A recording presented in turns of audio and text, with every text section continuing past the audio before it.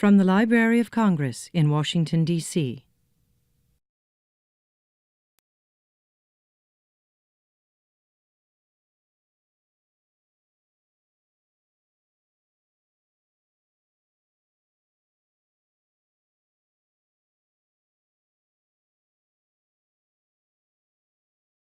Good evening, ladies and gentlemen. Welcome to the Library of Congress. My name is Nicholas Brown. I'm a music specialist and concert producer here.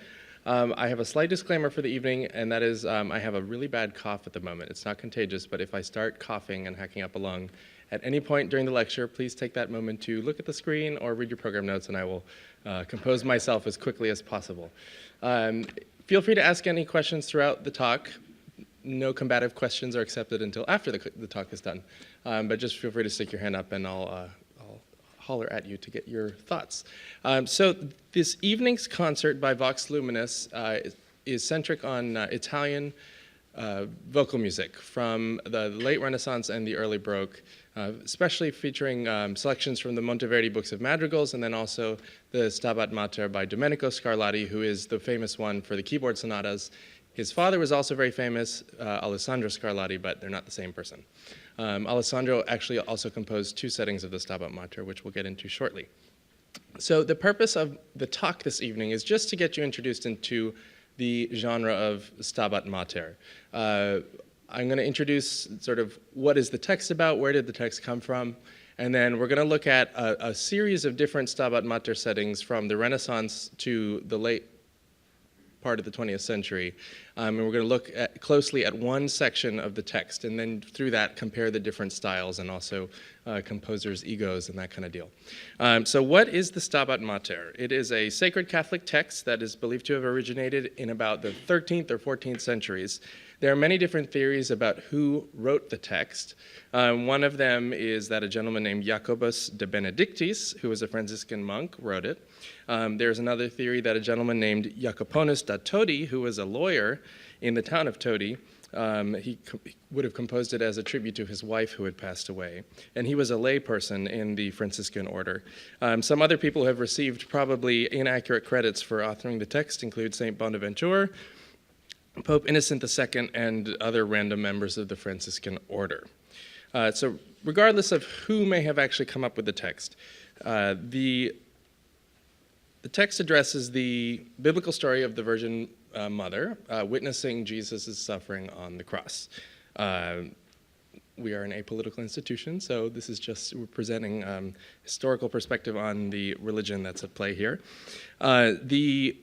The gist of the text at the beginning, as you have a translation at page 17 in your program booklet, if you'd like to refer to that at all, starts off with, "The grieving mother stood beside the cross weeping where her son was hanging." And the text is basically conveyed by a narrator, but it's centric to the emotional and the physical experience that the Virgin Mary is undergoing, with also the notion of Jesus hanging there on the cross. My interpretation of the text is that it's an attempt to look at the Christian teachings of how Jesus suffered to free the world from sin, eventually finding the narrator, which could also be a congregation in the liturgical use of the text, assuming responsibility for the burden of Christ's death and passion for, why did Christ die on the cross? To benefit the people, etc., and absolve sin. I'm not a religious scholar, so I'm not going to get too in-depth about that stuff. The Stabat Mater text was used initially in Catholic services during Lent as a chant. During the Council of Trent in the late 16th century, the text was banned from the liturgy for one reason or another. And then Pope Benedict XIII reinstated the text for liturgical use in 1727. At that time, the text was used for the offices of the Feast of the Seven Sorrows of the Blessed Virgin Mary, which is on September 15th, and then also on Passion Sunday and that weekend, beginning with the Friday of the Palm Sunday weekend. And it still to this day remains an optional text for that September date.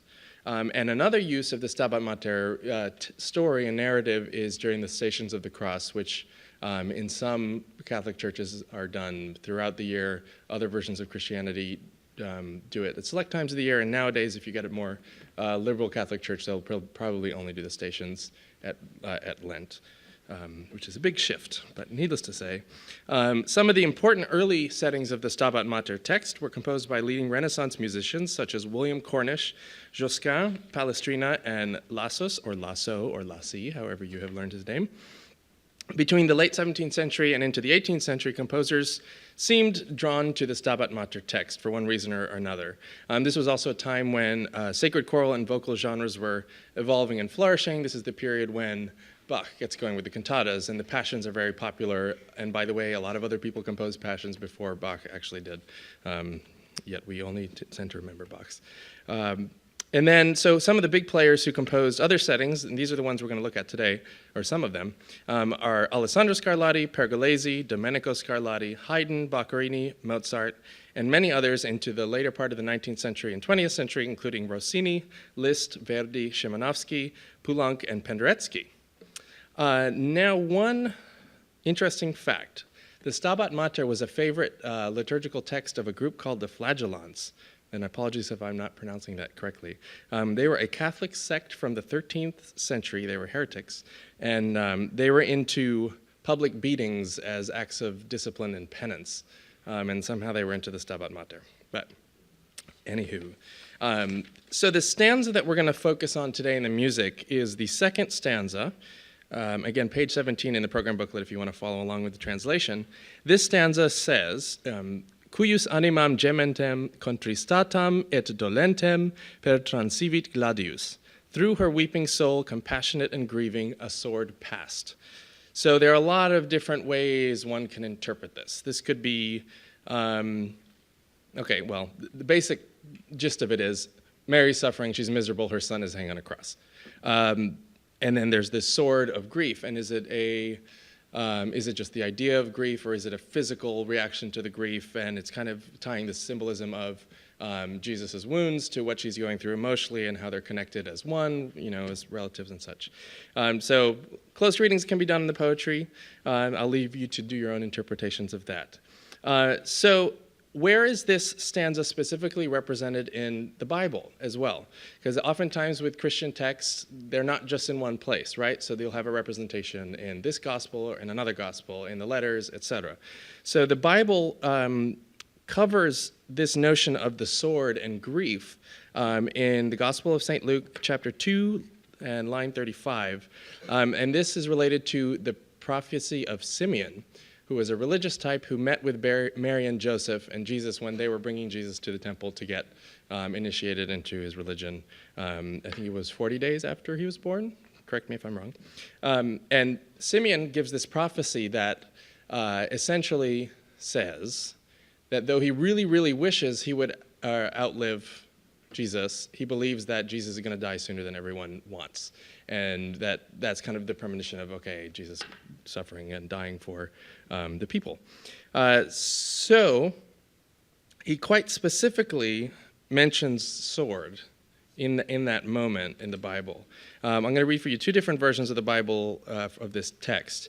The King James Version text goes, "Yea, a sword shall pierce through thy own soul also, that the thoughts of many hearts may be revealed."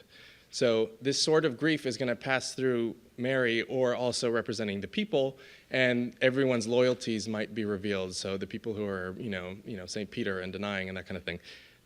One could write many books about these topics. But then the New Revised Standard Version, which the translation was done by the Division of Christian Education of the National Council of the Churches of Christ in the United States of America, goes, quote, "So that the inner thoughts of many will be revealed, and a sword will pierce your own soul too," end quote. So this imagery is happening throughout Catholic texts.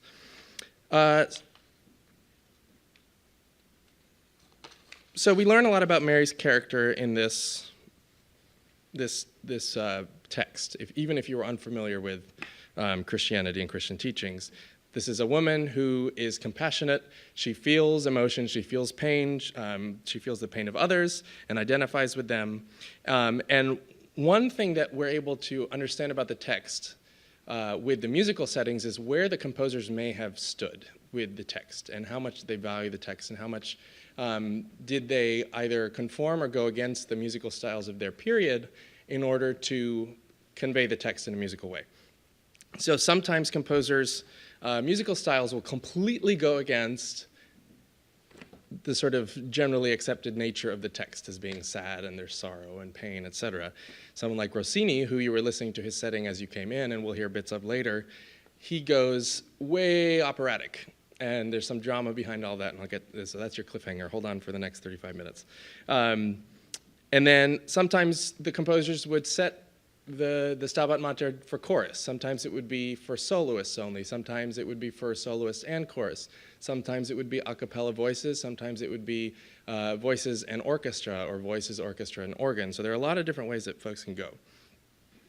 And one of the key differences that I think you're going to pick up on today is that some composers choose to elaborate certain sections. And that's indicated by the way that they repeat text. So sometimes you'll hear today that the Cuius Animam section might be repeated 4, 5, 6 different times, and the music is constantly developed throughout those periods. In other situations, you'll only hear the composer going through that specific stanza once, and that's it. It's just use a transition. It doesn't introduce anything new. So this could be a way of reading into what their interpretations are of the text and what might be more important or not. But then the disclaimer is that was that more a result of the musical style of their time, or was it their own intention to change the nature of the text? Sometimes the Cuius Animam section is composed as its own movement or its own section. Other times it's compressed directly into the following stanzas, beginning O quam tristis and also Que morebat. So again, just artistic choices, but interesting to note the differences between, excuse me. Sometimes the composers will do very careful things with the text painting, especially with, in this text that we're going to focus on, the notion of gladius and the sword cutting through, even if it's just a figurative notion. And so we're going to jump in here to the music, and we're going to start off actually with Palestrina's setting, which was composed for a double choir, and it's a cappella. There are 8 voices. He composed this approximately 1590 to 1592. And I'm going to ask my colleagues in the back to just play an excerpt. This is going to be from the beginning. You're going to start off with the first stanza of the text, and then you're going to go into the second stanza of the Cuius Animam. So try and pay attention to, are the stanzas treated differently musically? Are they not? And some other observations.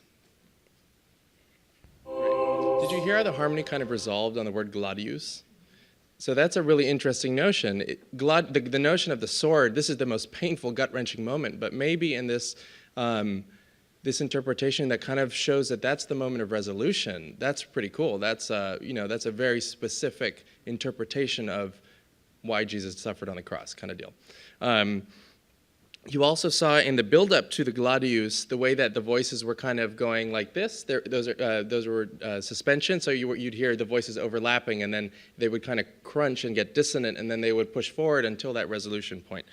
So a bit more about the Palestrina. It was composed likely for Pope Gregory XIV, and we have definitive records in the archives of the papal choir that it was performed at least in Palm Sunday in the early 18th century. Also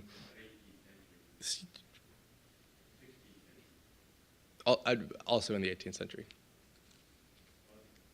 Yeah. No. Performed. Yeah. Composed at the end of the 16th century, as I mentioned.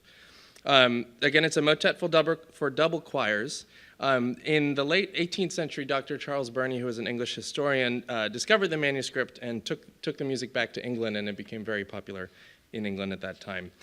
This Stabat Mater is through composed, so he basically composed it as one work that just continues. There are not clear movement divisions aside from tempo indications. And we have this is a 1907 copyright of the piano vocal score, so take a look at that later on. So there's just a cover of one of the printed versions of the Palestrina. What is interesting about this Palestrina Stabat Mater is that Wagner loved it. He actually did his own edition of the score and had it published, and this is the cover of that vocal score of his edition. Next up, Papa Scarlatti, who lived from the mid-17th century into the early 18th century. His Stabat Mater was composed in about 1723. He set it for soprano and alto voices, violins, and also continuo. Alessandro Scarlatti was a court musician around Italy, especially in Rome and Naples. He is known to have composed approximately 20 oratorios, 10 masses, several settings of the Stabat Mater, over 40 motets, over 600 solo cantatas, and dozens of other sacred and secular vocal works. The musicologist Edward J. Dent said, quote, "It is most severe in style, only relaxing as a rule to break out into a passionate mysticism, which is extremely rare in his sacred music," end quote. So we're going to now hear the Cuius Animam section of the Alessandro Scarlatti Stabat Mater. This recording is by Concerto Italiano with Rinaldo Alessandrini conducting, and we'll chat about it after you hear it. So the violin kind of introduced the theme at the beginning, then the soprano soloist came in. And you heard what he does with the text is that when he hits the word dolentem, and also building into gladius, there are these ornamentations that expand those two specific words to kind of play up the notion of the sword, etc. So we're going to move on briefly to, oh, here's a picture of Alessandro looking stoic. Moving on, Pergolesi, who was born in about 1710, he died young at 1736. He composed the Stabat Mater at just the end of his life in 1736. His setting was for soprano, contralto, strings, and organ. And interestingly about Pergolesi, kind of like Mozart, he was dead, or no, he wasn't dead, but he was almost dead and broke at the time that he composed this, one of his final works. It brings into play the notions of 18th century sentimentalism. So it's kind of, this work got some criticism for being too effeminate for the time, apparently. And it was, which I still haven't quite figured out why, but the scholars say that he put the female condition at the center of the piece. Shocking, because it's about the Virgin Mary, right? But that was apparently, threatening to people who had insecure sexuality at the time. So Pergolesi managed to get a little more dramatic than the earlier settings had, and is with the relationship with the Virgin Mary and her emotions. Bellini actually called this setting, quote, "a divine poem of grief," end quote. A bit about Pergolesi: he was also a violinist, studied in Naples, was an organist at the Royal Chapel there. He also composed several sacred works, including the 5 Salve Reginas, 3 masses, and various other settings. So we're going to listen to his Cuius Animam here. He uses a very fast tempo to, quote, "dramatize the less pleasant sides of the Virgin's physical distress," end quote. There's one moment when he, later in the Stabat Mater setting of Pergolesi's that we're not going to listen to right now, but it's discussing Jesus and his breathing kind of becoming labored. And what Pergolesi does in that moment is he puts these rests separating the quarter notes, so it's like and you can hear in the voices this kind of, struggle to continue forward. So let's go here with the Pergolesi Cuius Animam. So here we heard the instruments kind of doing an introduction like we did with the Alessandro Scarlatti, and then the soprano soloist coming in with the song. And you heard these accents on the last 2 syllables of the 3-syllable words, right? Dolentem, gementem, to kind of put emphasis. Great. There's a piano vocal score of that one up here if you want to take a peek later.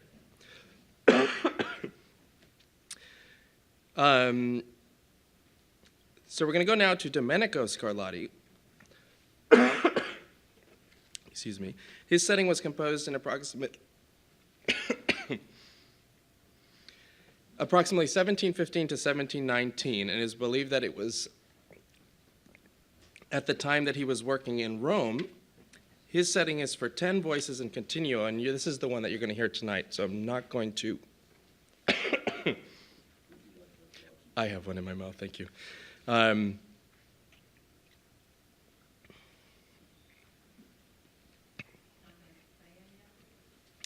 So this one I'm not going to get into too much depth because you have detailed program notes so you can read later on in the evening.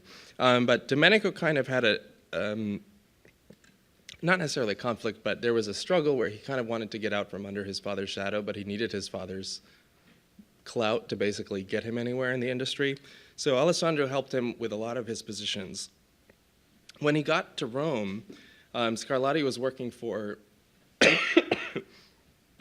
a member of the Polish royal family, Maria Casimira. And then in 1713, he was concurrently appointed to a position at the Vatican where he was the assistant maestro di cappella, or assistant music director, of the Chapel of Julia at St. Peter's Basilica. And as the assistant music director, his duties were to compose masses and other sacred works, definitively the Salve Regina, and we also think the Stabat Mater came from this time. When he went on to Portugal later on, so while he was in Rome, he shifted from working for the Polish royal, and then he went on to work for the Portuguese ambassador in Rome. Then the Portuguese ambassador went back to Portugal. Domenico said, goodbye Vatican, went to Portugal. Presumably he would have gotten paid higher, but he got a larger amount of forces to work with there. In Rome, he had a much smaller ensemble, though in Rome he had been named the Maestro di Cappella at that chapel eventually before leaving. So he goes to Portugal. He starts to work in teaching the what's her name? It is here. Aha, yes, the Infanta Barbara of Portugal. So she was a member of the royal family and the court in Portugal under King João V. And she eventually ended up going to Spain to marry Ferdinand VI, who would later become the king. And so Scarlatti ended up transferring with her to Spain and then stayed there for the rest of his career. What was interesting that his work in Portugal and Spain was filled with fellow Italian musicians. At that point, the Portuguese and the Spanish courts were hiring the best musicians from Italy to come over and do their music for them. So the Stabat Mater, as we mentioned, is set for 10 voices in continuo. The voices are divided into 2 choirs, except they're basically doing soloistic lines the whole time. And he reserves moments for them to come all together in tutti for kind of emphasis. He uses 2 sopranos, 1 alto tenor, and bass in each of the 2 choruses in this. And what's interesting about this work is that it wasn't published until the 1940s. It was not widely disseminated early on, like some other works might have been. A gentleman named Ralph Kirkpatrick, who did a biography on Domenico Scarlatti, suggested that the Stabat Mater and other sacred choral works reveal an influence from the vocal style of J.S. Bach and also Vivaldi. And he hypothesizes that Scarlatti would have heard their music in Naples as a youngster.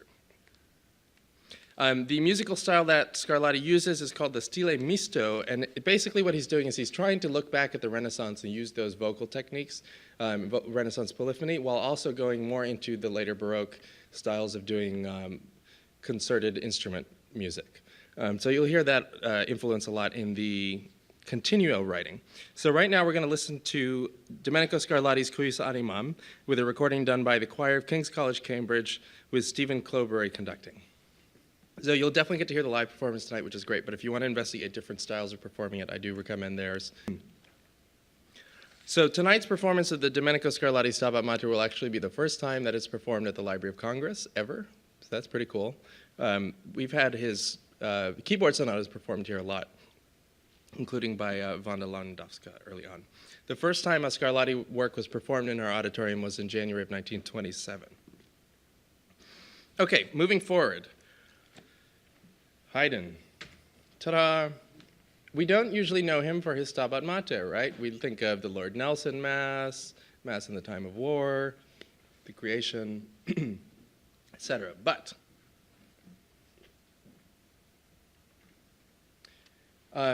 you'll see here the cover of the manuscript score. Haydn's Stabat Mater was completed in 1767. He mixes soloist, chorus, and orchestra. One of the first Italian composers to do a Stabat Mater setting was non-Italians, was Haydn. So that's important to note, since Josquin. The work was initially very successful in Paris.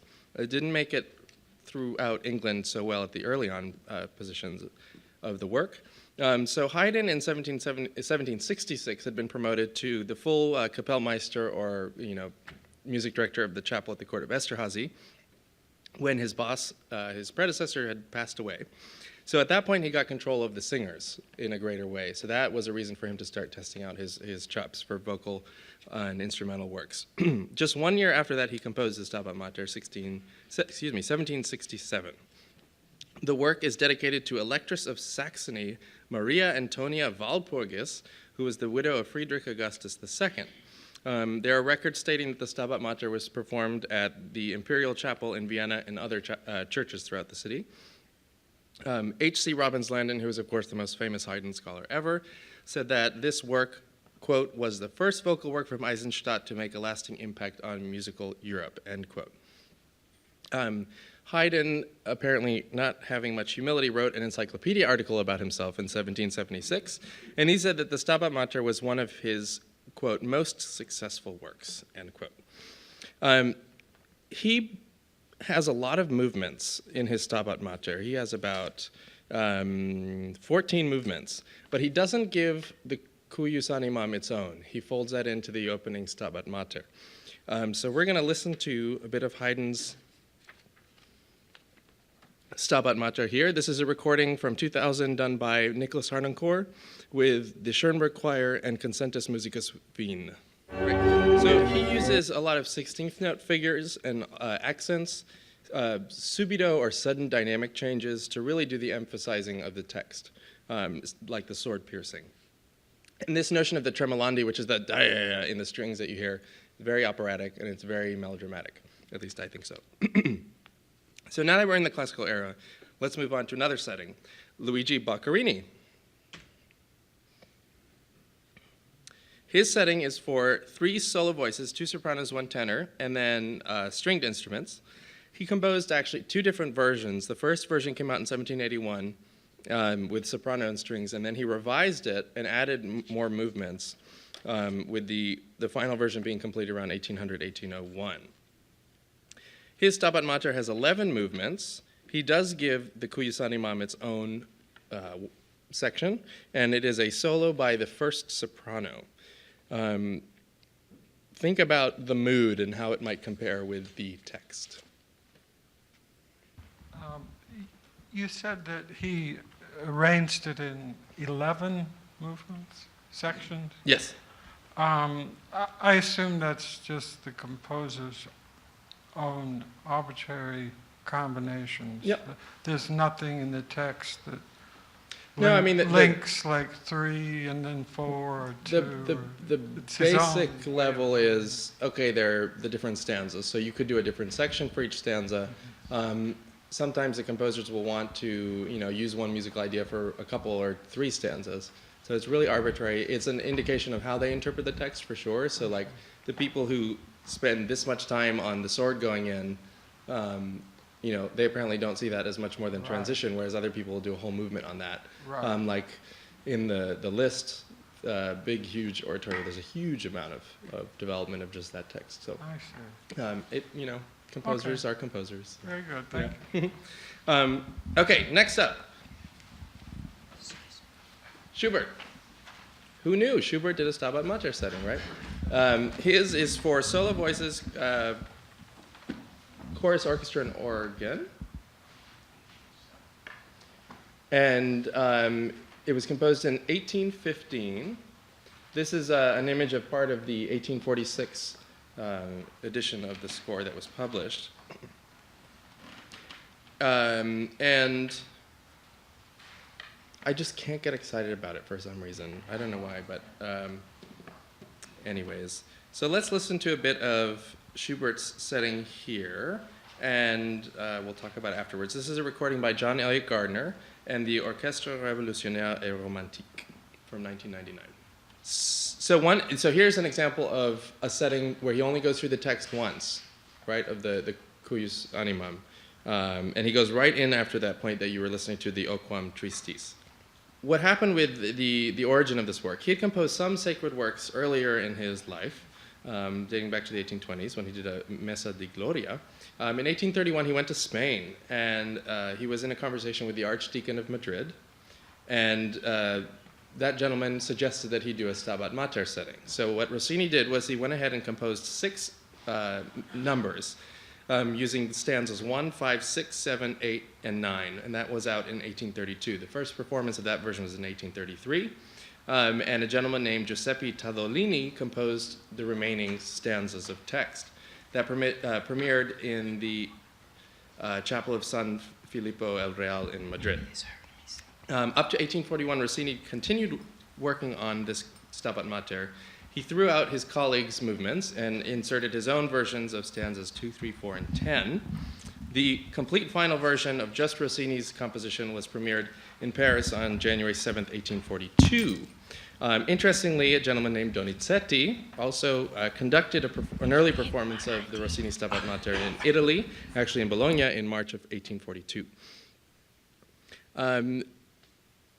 So the Catholic Church did not like the operatic quality of this Stabat Mater setting. A gentleman by the name of Pope Pius X banned this setting at a time when the Catholic Church was trying to move back to chant. They had been doing a lot of polyphony, and this was a movement away from that for whatever reason. There was actually some uproar in the US as well. An organization called the Society of St. Gregory got together in Rochester, New York in 1922 and created a list of banned music for the church in America, and Rossini's Stabat Mater was supposedly at the top of that list. And their report stated that, quote, all of Rossini's compositions should be excluded from the Catholic choir. These works are unchurchly to say the least. The Stabat Mater is most objectionable from a liturgical standpoint, end quote. I think this is one of Rossini's greatest compositions, but it is a bit of a farce in terms of theology. So you're going to listen to the Cuius Animam now, which is done as a tenor aria. We're going to skip ahead. There's a long instrumental introduction, and then the tenor comes in. Let me know how you feel about this one. So while we're waiting, the Rossini is in 10 movements. They alternate between solo arias, duets, and then also the choral movements that combine with the soloists. Actually, 2 questions. One, are you familiar with Puccini, Missa di Gloria? I am not. Okay, he wrote it at about 18, I think, and it has some of the same musical character Great. for what we just heard. The other thing, the 11 movements, is there any influence of the Bach Jesu meine Freude in 11 movements being carried over there? Not that we have evidence for. I mean, one could write a paper about saying that that's possible, but one can do that about everything in Bach. So it's, I challenge you to do some research on that and bring us back your results. About 6 years from now. Yeah, okay, well, why not? Okay, next up, Dvorak. Aha, right? So this is not a work that's done very often in the United States. I don't know what the deal is, but it should be done more often. It was composed in 1876 and 1877, set for multiple soloist, chorus, and orchestra. Here is actually a first edition of the piano vocal score with a lot of signatures from folks who performed it with Dvorak conducting. He himself conducted the work in London a couple years after it was composed. And the musicology literature, unsurprisingly, romanticizes the fact that there were a lot of deaths going around in Dvorak's life at the time of this work's being composed. So the first one was his daughter Josefa died on my birthday in 1876, which is a little depressing, September 21st. So, okay, maybe he started sketching it after that. It may or may not have had a direct relationship.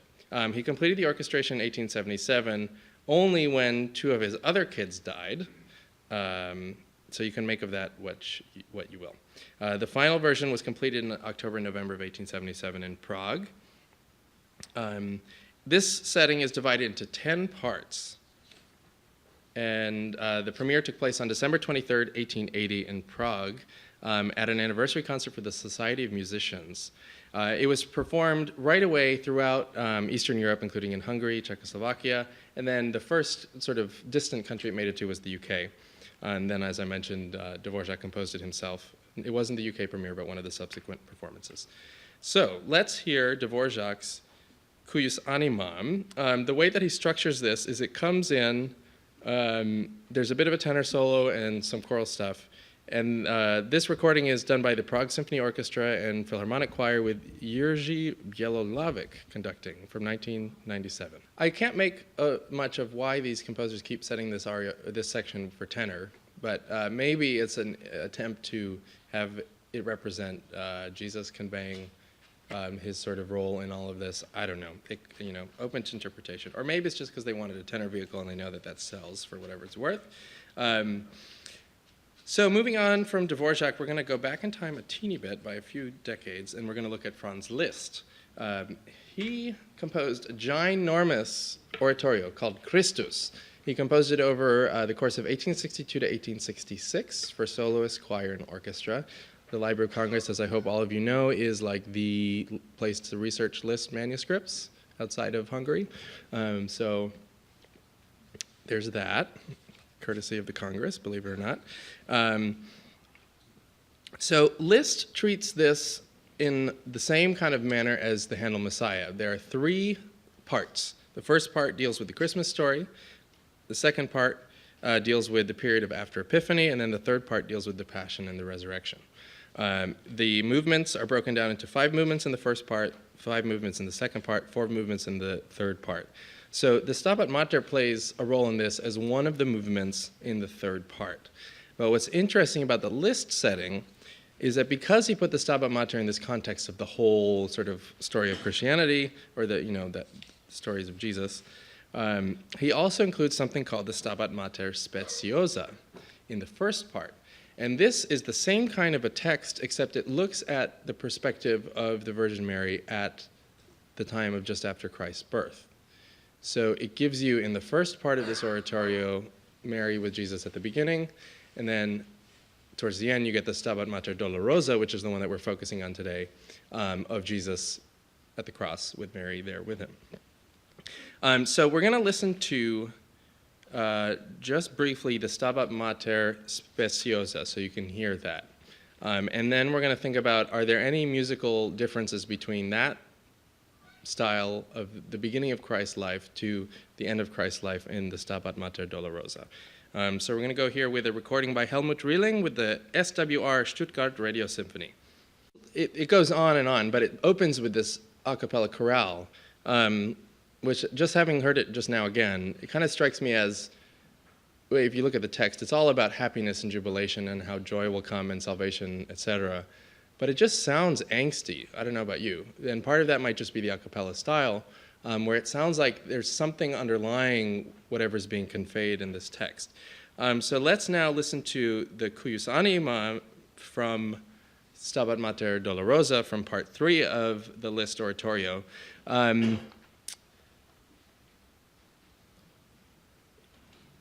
He basically divides the Stabat Mater within the one movement into 3 different parts. There's the exposition, and then there's a recap, and then there's a coda. The exposition deals with about 3/5 of the Stabat Mater text, and the recap handles the remainder of that.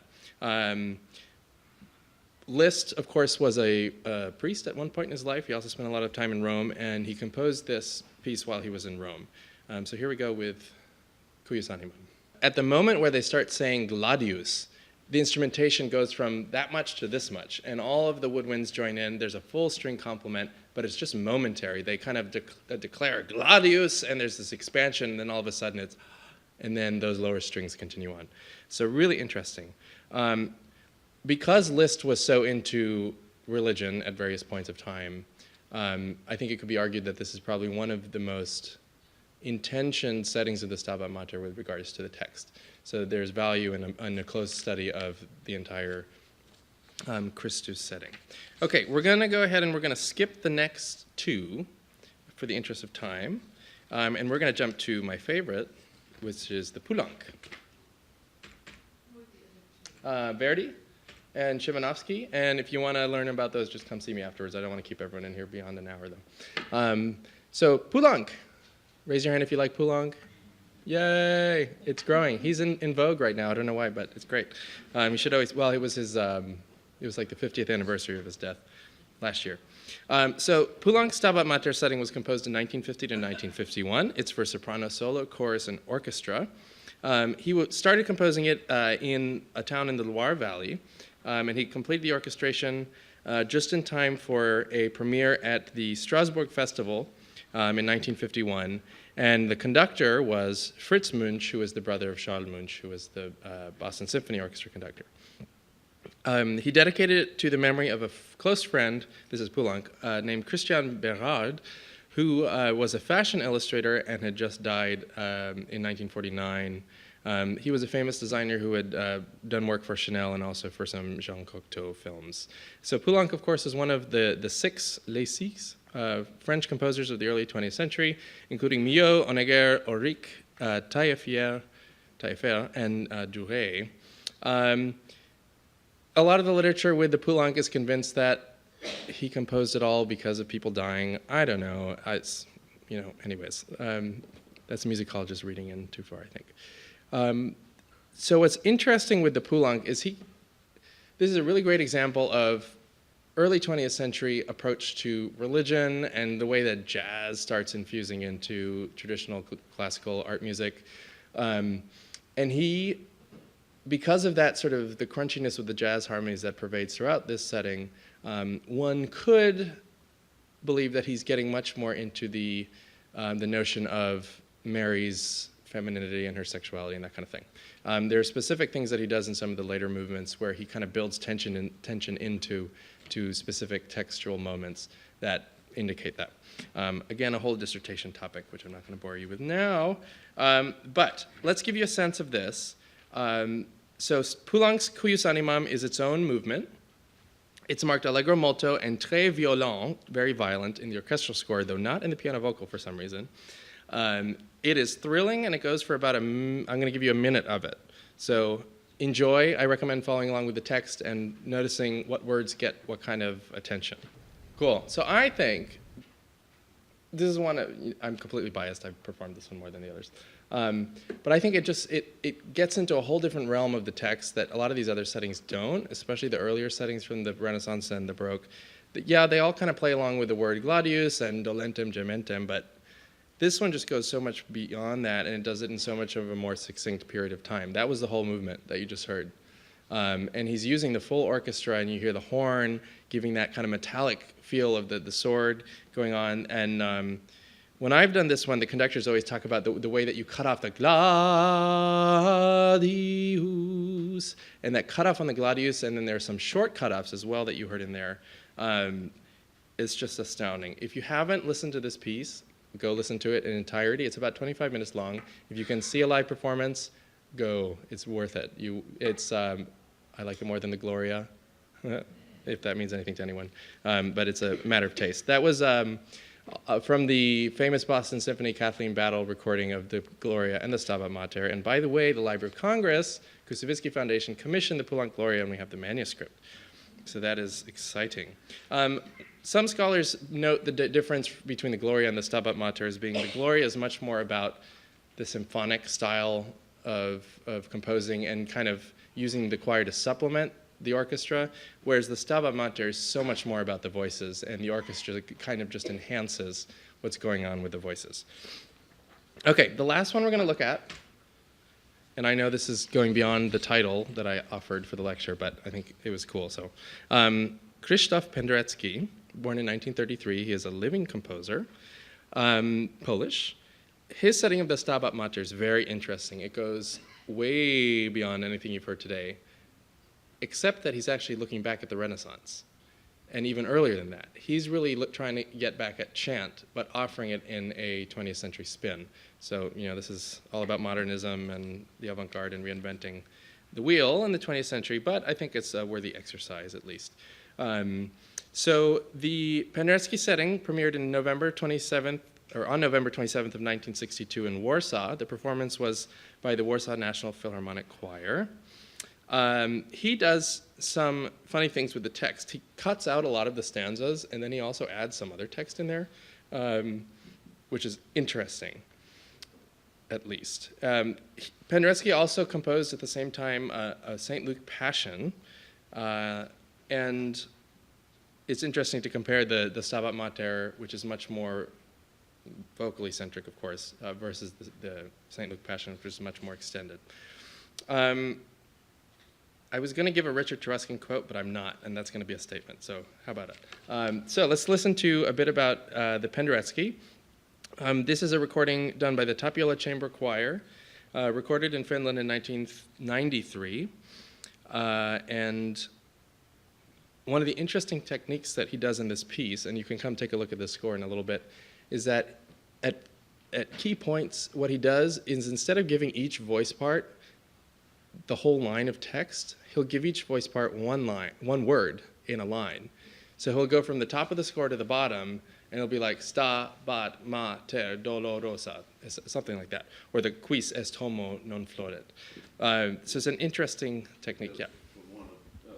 Throughout the three choruses, too. Yeah. So he'll have first voice sing one word, so hold that. The next voice comes in right after with the next word, etc. And there's no point where any one voice sings all the text. So let's give a listen to this Penderecki setting, and hold your horses because it's much different than what we've heard. So you see right off the bat, very different, but it's rooted in what is chant and how does chant work with acoustics and such. And he also mixed in that Sprechstimme technique at the end, which is when the singers just speak text in rhythm rather than actually putting any specific pitch to it.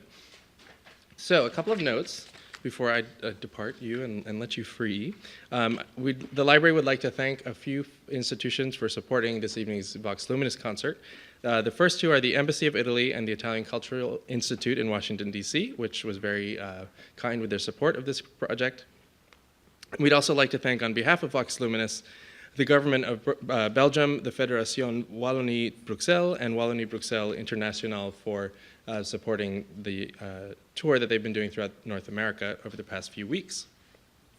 It's really going to be a spectacular concert. I'm very happy that you're able to be here tonight. There's Vox Luminis. This is their DC debut. And I'll be up here to answer questions. You're welcome to come up and look at some of the scores that I have for you. So I hope that this has at least introduced you to the notion of what the Stabat Mater text is, how it can be employed in different ways in musical history.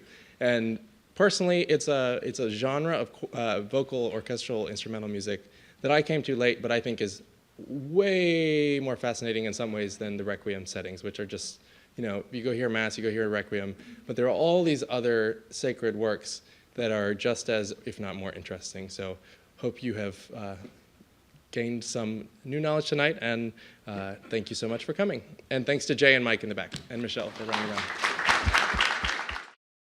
This has been a presentation of the Library of Congress. Visit us at loc.gov.